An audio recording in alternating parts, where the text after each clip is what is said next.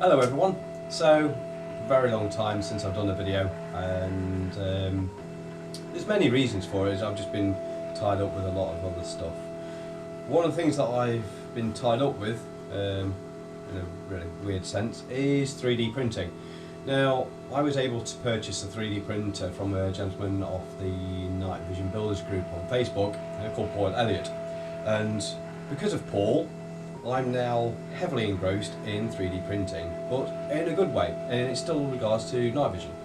Now, I've been always pondering on how to improve the way these kits go together, whether it's a different technique on how to mount a tube, etc, etc, and it all comes around to what's available and what's out there. Now, with a 3D printer, I don't have to care at all. If it's in my mind, I can just put it down to a 3D printing software, design it as much as I want to, and come out with it. Now, what's happened is I've been working with a gentleman called William, and quite happily exchanging ideas through Facebook, and so I think we've come up with quite a unique kind of build in a sense, and it kind of falls back onto the actual design considerations video that I did a while back, which was basically trying to make a build that's going to be suitable for yourself. So whether it fits your scope, where the battery's going to be mounted, how it's mounted, where the screen's mounted, etc, etc.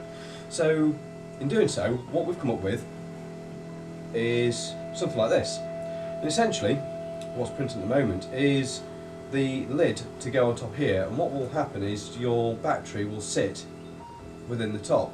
Now, I've made this plate a certain dimension to allow multiple type scenarios of batteries. So you'll see that I use a small little 1800 milliamp hour battery, a cheapy one from China. People have a bit hit and miss on those, but fine. There's another one which is a little bit larger that William sent across to me. I've used that as a kind of a dummy up. That seems to be working quite well. And also, you know that I'm quite a fan of having three 1865 batteries. Again, that will put the cradle in.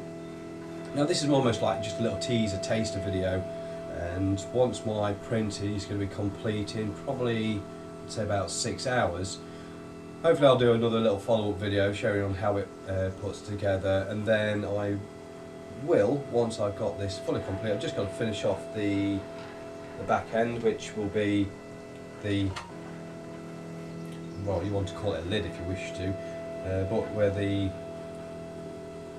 video output and your power supply will go, and that will essentially be your kit.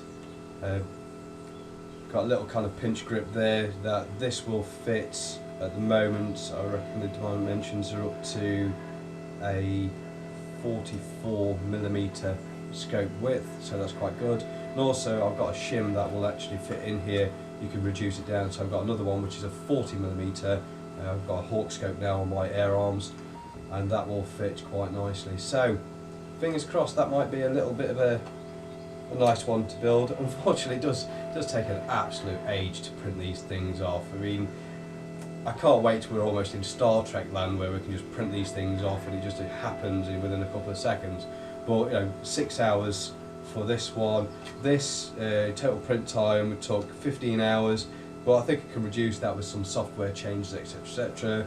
But it's a learning curve, and I'm quite happy to experiment on my own behalf for others to share exactly what I'm doing and whether I'm doing it right or wrong. So enough of me rambling again. Good to obviously get back on the old YouTube videos. But by all means, like, share, subscribe, comment on this, because I think this one's going to be quite an interesting one to get feedback on. So yeah, thank you very much. Catch you later.